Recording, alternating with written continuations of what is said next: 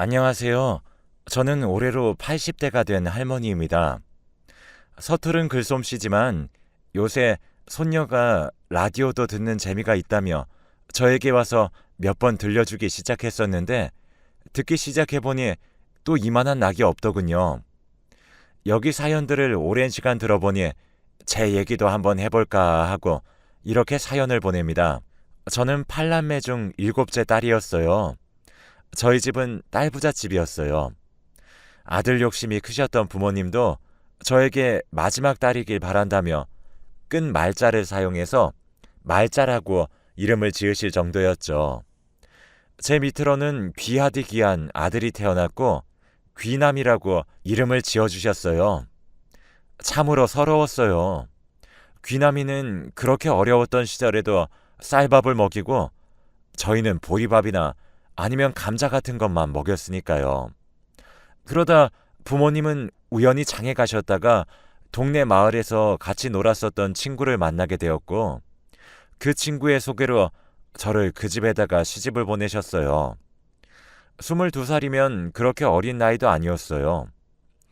그렇게 시집을 갔는데 다행히 시댁 어른들은 좋은 분들이셨어요. 게다가 집도 경제적으로 조금 여유가 있었죠. 시댁 식구들 전부 저에게 잘해주셨어요. 남편은 그때 당시에 잘 나가는 회사에 다니고 있었어요. 정말 잘 나가던 사람이었죠. 그렇게 5년이 넘는 결혼 생활을 했지만 저희에게 아이가 생기지 않았어요. 아무래도 시댁 쪽은 대대로 아들만 낳는 집안이었기에 저도 당연히 아들을 낳을 줄 아셨는데 아들은 개뿔, 임신조차 못하고 있으니 점점 눈치를 주기 시작하셨어요. 큰 소리를 내거나 하진 않으셨지만 가끔 얼굴을 보는 날이면 혀를 끌끌 차시며 못마땅해 하셨죠. 그런 날이면 저는 정말 밤에 물 한 잔 떠놓고 매일 달님에게 치성을 드렸어요. 그랬더니 정말로 제 기도가 이뤄진 것인지 떡하니 임신이 되는 게 아니겠어요? 정말 신기했더랬죠. 속으로 정말로 달이 내 기도를 이뤄준 건가 하며 기뻐했었죠. 다행히 저는 25살 나이에 첫째 아들을 출산했어요. 시댁에서도 정말 기뻐하셨던 게 기억이 납니다. 출산 후 얼마 지나지 않아 둘째를 갖게 되었고 당연히 저도 아들을 낳을 줄 알았는데 딸을 낳게 되었어요. 연년생으로 출산했죠. 시댁에서는 제 딸을 거들떠보지도 않더군요. 저는 딸이 시댁에서 받지 못하는 사랑을 부족함 느끼지 않도록 채워주려고 노력했습니다. 그렇게 27살이 되었을 무렵 남편 회사에 부도가 났습니다. 남편의 회사에서는 정리해고에 만회하며 엄청 시끄러워졌었는데 어쩔 수 없이 제 남편이 정리해고를 당하고 말았죠. 그렇게 잘 나가던 남편이 한순간에 바닥에 나앉게 된 겁니다. 그런데 너무 기가 막힌 건 시댁도 그렇고 남편도 그렇고 이 모든 것을 제 딸아이의 탓을 하는 겁니다. 제 딸 때문에 이렇게 된 것이라고 하면서 말이죠. 그렇게 5년 정도 정말 온갖 구박을 받으면서 지냈어요. 모욕적인 말도 많이 들었고 그런 말을 혹여나 제 딸이 들을까 싶어 시댁이 오는 날이면 친정으로 보내곤 했었죠. 이렇게 버틸 수밖에 없었던 건 시댁은 IMF가 터질 당시에도 끄떡없었는데 주식이라고 하나요? 그런 걸 해가지고 어떻게 메꾸었다고 해요. 그러다 보니 저희에게 달마다 생활비도 주시고 그랬던 터라 그런 모욕적인 말을 감수해가며 참을 수밖에 없었죠. 그렇게 예쁜 딸은 국민학교에 들어갈 나이가 되었어요. 그런데 시댁에서는 박복한 팔자가 공부한다고 바뀌겠냐며 제 딸을 국민학교에 보내지 않겠다고 하는 게 아니겠어요. 그와 관련해서는 돈도 주지 않을 테니 그냥 잡일이나 배워서 집안 살림이나 도우면 천만다행이라고 저희 모녀를 무시했었죠. 친정도 시댁과 별반 다르지 않았습니다. 저는 더는 참을 수가 없었습니다. 아무리 그래도 여자도 사람인데 친정도 시댁도 너무너무 경멸스러워졌습니다. 제가 해주는 밥 먹으면서 회사 다니고 제가 빨래해둔 옷 입고 출근하고 제 손길 하나 안 간 것이 없었는데 시어머니도 같은 여자면서 어떻게 손녀를 그렇게 하대하고 저를 무시하는지 굶어 죽는 한이 있더라도 그냥 갈라서려고 했었죠. 남편에겐 이제 갈라서자고 했습니다. 남편은 절 무시하더군요. 집안일만 하던 사람이 나가서 무슨 돈을 벌겠다 그래? 그냥 잠자코 있어. 라며 절대 이혼은 안 된다고 하더라고요. 아들한테는 끔찍했거든요. 아무리 그래도 그 당시 때 이혼을 했다고 하면 아들이 손가락질 받을까봐 걱정했던 것 같아요. 저도 아들이 그렇게 되길 바라진 않았어요. 그래서 그럼 별거라도 하자고 했죠. 그냥 남처럼 사는 것과 똑같았습니다. 그렇게 별거를 하고 어떤 장사를 해야 할까 보던 참에 이렇게 어려운데도 오징어 튀김만을 팔며 대박 났다는 기사를 보게 되었습니다. 그분도 저처럼 혼자서 아이들을 키운 사람이었죠. 저도 그 기사를 보자마자 저도 이분처럼 할 수 있겠구나라는 용기가 생겼고 물어 가서 제발 비법 좀 전수해달라고 빌었어요. 처음엔 안 된다며 내치셨어요. 그런 사연 들고 와서 레시피 뺏어가려는 사람들이 너무 많았다며 저를 믿지 못하셨습니다. 저에겐 그거 하나밖에 희망이 없었기에 눈치를 주며 내쫓아도 그분 옆에서 장사를 도왔습니다. 그렇게 한두 달 버티는 저를 보고서는 알겠다며 레시피를 전수해 주셨어요. 저는 그렇게 그분께 받은 레시피로 장사를 시작했습니다. 더욱 감사한 것은 본인도 이렇게 어려웠던 시절 돈 한 푼 보태주는 사람이 없어 힘드셨다고 나중에 장사하면서 갚으라고 하시며 트럭이랑 식자재 값을 선불로 내주셨어요. 장사를 한 지 한 달 정도 되니 그 당시에 300만 원 정도였던 돈을 한 번에 갚았죠. 이렇게 저는 홀로 서기에 성공했습니다. 딸하고는 더욱 돈독해졌죠. 그렇게 가고 싶다던 국민학교도 보내고 딸이 배우고 싶다는 건 뭐든 가르쳤습니다. 여자라고 아무것도 가르쳐주지 않았던 게 한이 맺혔던 터라 내가 해보지 못하고 배워보지 못했던 건 전부 우리 딸이 부족함 없이 배울 수 있도록 지원해 주었죠. 그렇게 저희 딸은 어느덧 어엿한 숙녀가 되었고 20살이 되었습니다. 엄마에게 효도하고 싶다며 공부를 그렇게 열심히 하더니 서울에 있는 명문대에 수석으로 턱하니 입학을 하게 되었습니다. 얼마나 자랑스러웠는지 모릅니다. 그러던 어느 날 갑자기 저에게 아들이 찾아왔습니다. 그러면서 자기도 저랑 살겠다고 하는 겁니다. 집안 어른들이 난리칠 걸 생각하니 눈앞이 캄캄해졌죠. 손자까지 뺏었다며 난리칠 게 뻔했으니까요. 가끔 이렇게 아들이 왕래하긴 했었지만 이렇게 저희 집에서 아예 살겠다고 한 건 처음이었던지라 저는 아들에게 무슨 일이 있는 거냐고 물었습니다. 평소 이렇게 집에 오면 얼굴만 보고는 휙 하고 가버렸는데 별안간 무슨 일이라도 생겼나 싶더라고요. 아들은 저에게 앞으로 친할머니랑 친할아버지가 오면 절대로 받아주지 마 라고 이야기를 하더군요. 이놈이 그 사이에 철이 들기라도 했나 싶었죠. 그런데 아들의 이야기를 끝까지 듣고 나니 기가 찼습니다. 그래도 법적인 부부인데 남편은 그동안 새 살림을 2번이나 차렸었다고 하더라고요. 첫 번째 동거녀는 남편 집안의 재산을 보고 만나왔던 터라 악착같이 돈만 뜯어내려고 했다가 헤어지고, 두 번째 동거녀는 어디 술집에서 가서 만난 여잔데 자기 오빠가 진짜 좋은 사업한다며 꼬셔서 시댁 식구 돈까지 다 끌어모아 들고 튀었다고 하더군요. 그렇게 시댁이 쫄딱 망하고 나니 자기들끼리 모여 말자가 하는 장사가 그렇게 잘 된다고 하더라. 너희 부부 어려울 때 우리가 따박따박 준 돈이 얼마냐? 말자한테 요구할 권리가 있지 않겠냐? 그리고 아직 너희 부부인데 다시 합쳐라 라고 했다는 겁니다. 그래도 꼴의 남편이라고 남편은 우리가 그 사람한테 해준 게 뭐가 있냐? 라며 반박을 했다고 해요. 그래도 워낙 시댁 식구들 기가 세서 남편은 기가 죽을 대로 죽어 있다고 하더군요. 정말 생각하면 생각할수록 시댁 식구들이 미웠습니다. 자신들이 준 양육비 저희 모녀한텐 한 푼이라도 들어갈까봐 그렇게 감시하면서 줬던 돈인데 그 돈으로 편하게 우리 모녀 뭐 먹어보지도 못하고 다 남편과 아들 입으로만 족족 들어갔는데 정말 어이가 없어도 이렇게 없을 수가 없었습니다. 그래서 그 거머리 같은 집안과 악연을 끝내고 싶어 당장 남편을 찾아가 이혼하자고 했죠. 남편은 저를 붙잡더니 자상한 목소리로 속상한 일이 있으면 다 나한테 말해요. 내가 그동안 너무 모질었지? 라며 손을 잡아오는 것이 아니겠어요. 그 말에 조금 흔들리긴 했습니다. 남편은 시댁이 그러자고 했을 때 반대했다고 하니까요. 그래서 한번 고민해 보겠다며 시간을 더 달라고 집을 나왔습니다. 그렇게 한 이틀 정도 지난 후 아들은 집에서 짐을 챙겨오겠다며 남편의 집으로 향했습니다.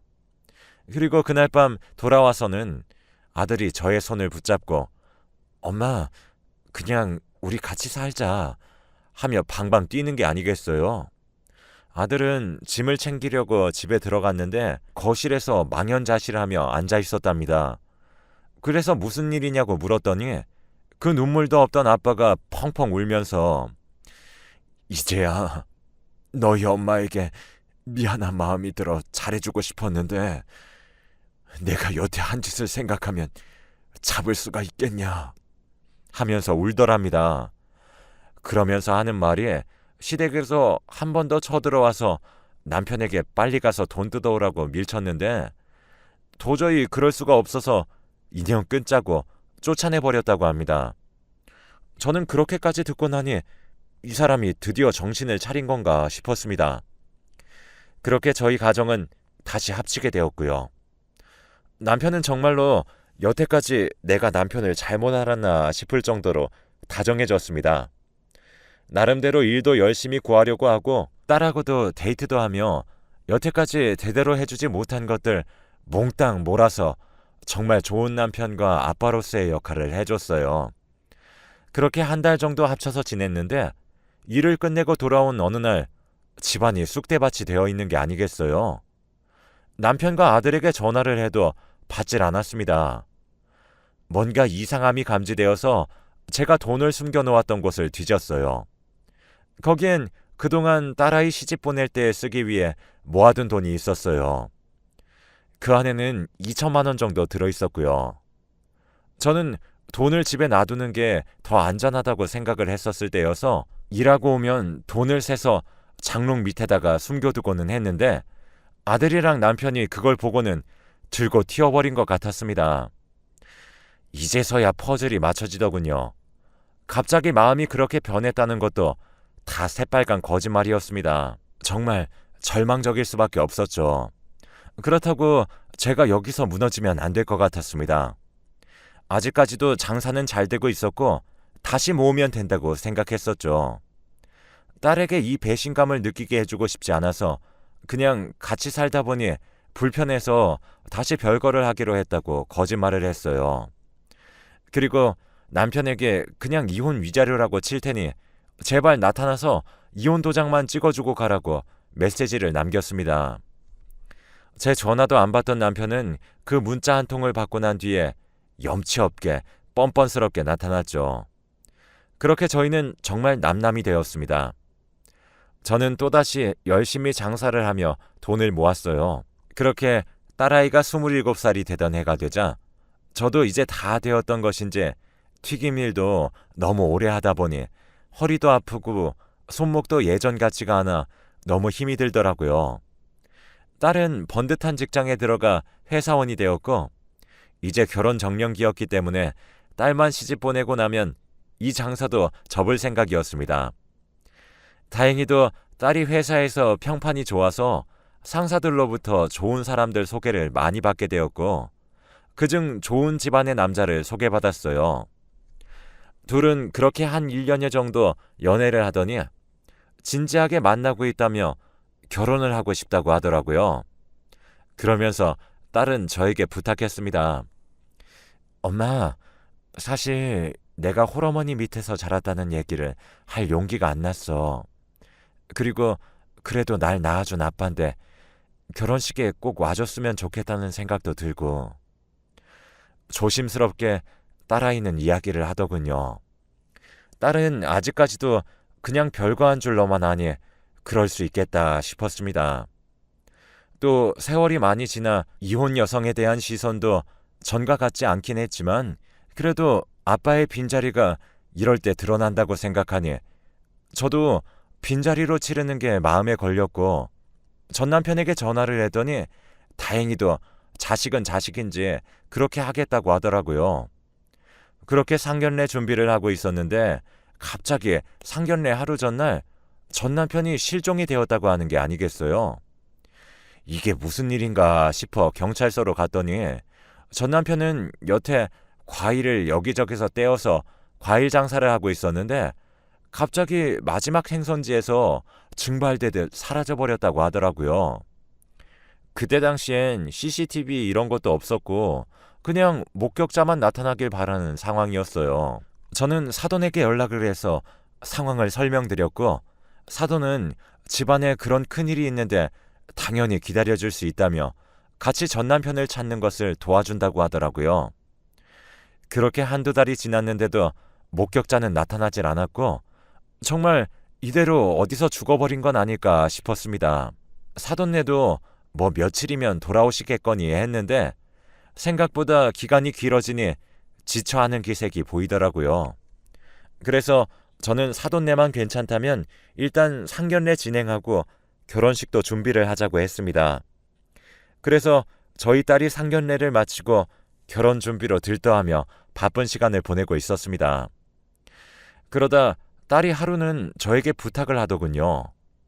자신이 결혼 준비로 바빠서 시댁 어른들 선물을 준비했는데 가져다 줄 시간이 없다고 저더러 시댁 식구들 집 앞에 두고 와주면 안 되겠냐고 하더라고요. 저도 생각해보니 여태 전 남편 찾는 것도 도와주시고 여러모로 애써주셨는데 너무 무신경했다고 느껴졌습니다. 그런 딸에게 선물을 받아다가 사돈네로 향했죠. 그런데 실종됐다던 남편이 마스크를 끼고는 여기저기 둘러보며 제가 가는 방향과 같은 방향으로 향하는 것이 아니겠어요? 아무리 남남으로 산 세월이 길었다고는 하지만 뒷모습만 봐도 알 수 있었죠. 저도 모르게 남편의 뒤를 따라갔어요. 남편은 사돈댁으로 알고 있는 주소로 들어가더라고요. 이게 뭐지 싶었어요. 그리고 사돈댁으로 올라가 문을 두드렸죠. 그랬더니 거기서 제 남편이 나오는 겁니다. 분명히 사돈댁이 맞았어요. 갑자기 벼락을 맞은 듯 온몸이 부르르 떨렸죠. 저는 일단 집 안으로 쳐들어갔습니다. 거기선 제 아들과 사돈들이 버젓이 있더라고요. 사돈들도 놀랐는지 에그머니 하며 뒤로 나자빠졌습니다. 남편도 너무 당황했는지 말도 못하고 어버버 하고 있었죠. 저는 이게 어떻게 된 것이냐며 물었습니다.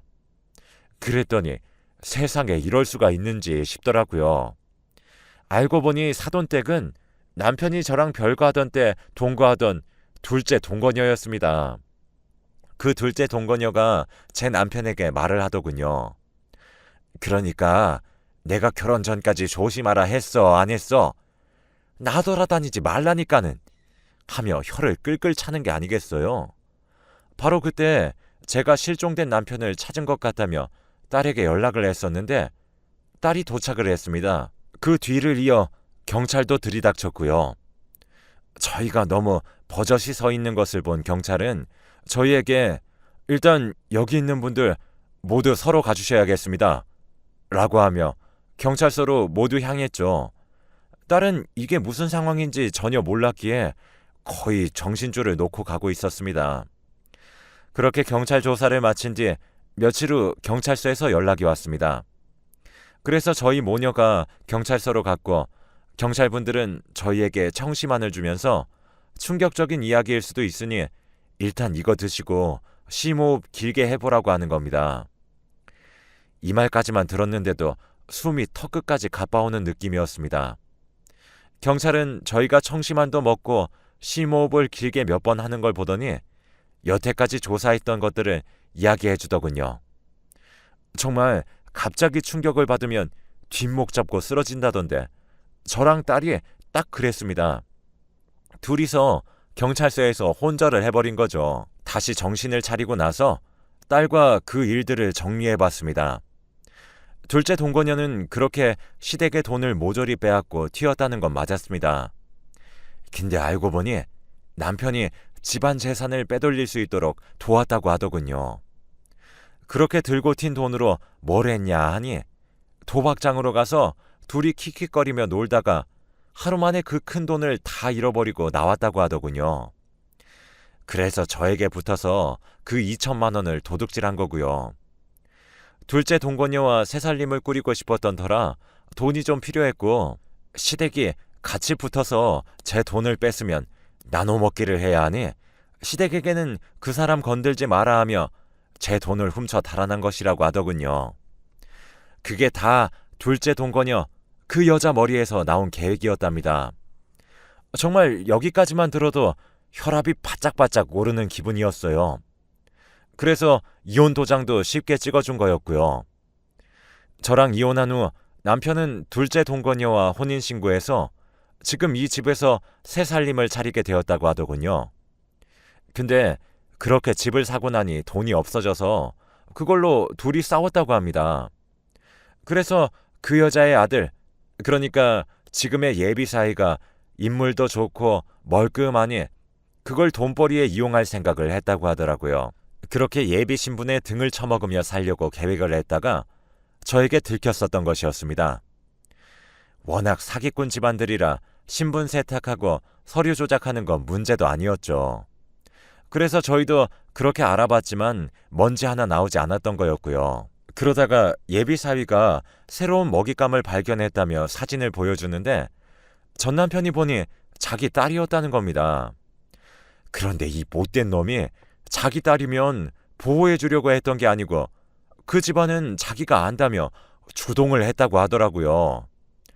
정말 이런 천벌받을 놈이 있나 싶었어요. 딸인 걸 알게 된 사돈네는 똘똘 뭉쳐 어떻게 돈을 뜯어낼까 고민하고 있었던 차에 머리 아픈 일이 생긴 거죠. 딸이 본인의 친아버지를 결혼식에 모시고 싶다고 했으니까요.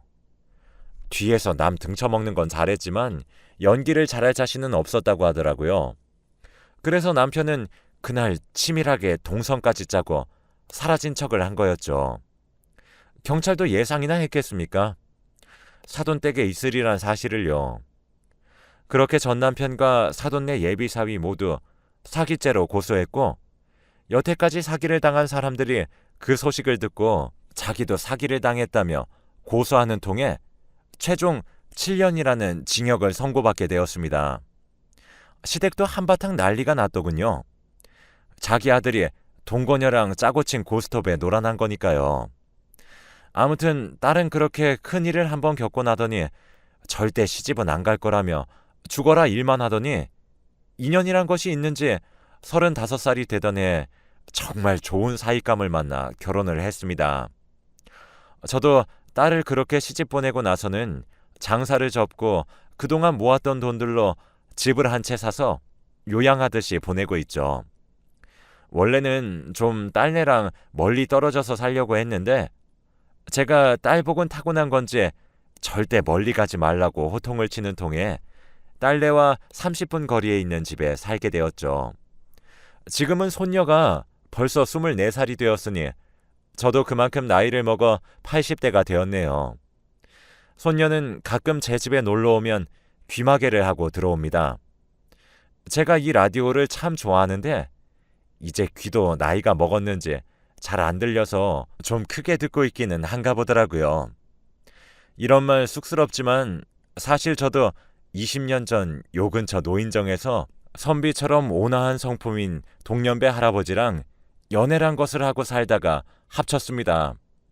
그렇게 구박만 받던 세월이었는데 지금은 애써 기억해내려고 해야 간신히 기억이 날 정도로 행복하게 지내고 있답니다. 여러분들도 힘든 시절들이겠지만 이 노인네 사연 들으면서 힘내시길 바라겠습니다.